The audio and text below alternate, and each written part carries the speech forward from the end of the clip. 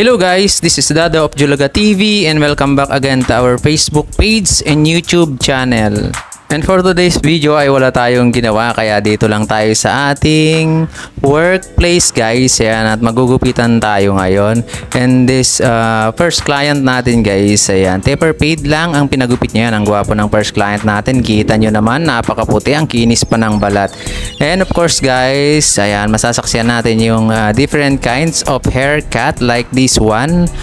Buzz cut guys, stretch lang yung taas niya, then yung gilid niya faded. Kita nyo naman, army cut na army cut yung ginawa natin sa tropa natin na tiga dyan lang sa likod ng video guys. Ayan, kung gusto nyo ganitong gupit guys, punta lang kayo dito sa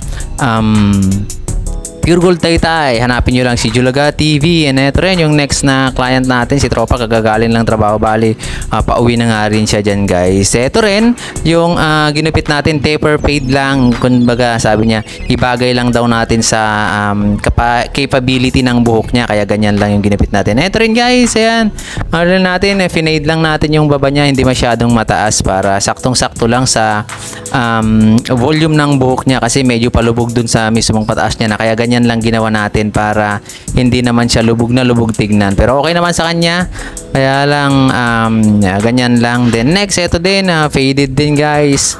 Kita nyo naman yung mga gupit natin, basta ganyan lang. Kung anong hihingin lang nila, kung okay na sa kanila, di inaano na natin, kumbaga tinatanggal na natin yung kapa. Then si tatang, ganyan din yung ginawa natin, baga faded lang, linis lang, trim, ganyan lang din. Atong susunod na ginupitan natin, may patilya, sabi niya, kaya nilagyan natin ng patilya yung kanyang gupit. Ox naman daw sa kanya, kaya lang medyo madilim yung ano natin doon, yung video natin doon guys. Then itong next natin na bata, tinaper fade din natin to, kaya lang high taper fade yung ginawa natin. Then eto, ganun din, taper fade din guys, hindi lang masyadong naburo yung pinakadulo ng gilid niya, pero taper fade yan, kita nyo naman yun. Medyo lumalabo-labo nga lang yung ano natin, camera natin kasi against the light, pero bagay naman sa kanya, kay Utoy. Eto din, ganyan din, trim lang to, baga barbers lang na mababa yun guys. Okay din. Eto, hindi ko na binawasan yung taas niya, sabi niya gilid lang daw, kaya ginilidan ko, siniro ko lang yung gilid niya.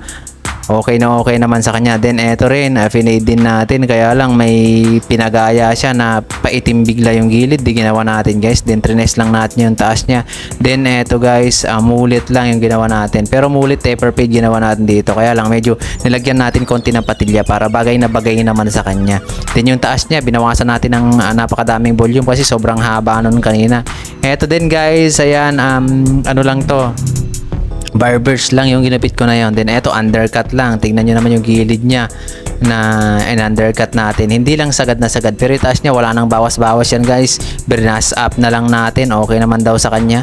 Then next client natin, ganun din guys, barbers lang na ano yung taas niya, din binawasan natin, parang ano nga nangyari anong tawag dyan, army cut, pero hindi naman, kumbaga bagay din naman sa kanya kasi sobrang kapal ng buhok ni Lodi kanina. Then eto din, kitang-kita nyo naman guys, ayan, trim lang daw sabi niya, bali kinamay-kamay ko lang dun sa taas niya, din sa gilid niya, dos lang, wala na, tapos na yun guys. Then eto din, undercut lang din ginawa natin, hindi daw sagad sabi niya, kaya hindi natin sinagad, nakatali pa nga yung buhok na idol Then eto din guys, ayan, finaded lang natin, medyo naglalaban yung high fade saka yung mid fade, kaya medyo maitim yung ano niya, pero nilagyan natin ng hairline yung harap niya para mag-courting L naman. Then si tata ngayon, side lang yung ginawa natin, medyo manipis na kasi yung taas niya, kayong gilid ng ginipit natin. Eto rin si Bossing, si tropa natin, lagi natin ginugupitan to, nakachempo rin, nagkachempuhan na naman kami.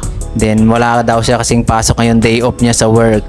Eto next din, dyan sa Binangonan pa to, kaya lang dyan nagtatrabaho sa Meralco, nagpagupit din sa atin, first time niya daw magpagupit. Ayun bagay na bagay, inano natin yung harap niya guys, yung tawag doon, Edgar cut. Then eto rin yung tropa natin, bali binawasan lang natin yung gilid niya, army cut lang ginawa natin, okay na daw sa kanya. And maraming salamat guys, ayan, sa panonood nyo, sana nag-enjoy kayo. God bless us all, pagpalain pa tayo ni Lord at marami pa tayong magagawang mabuti. Yan.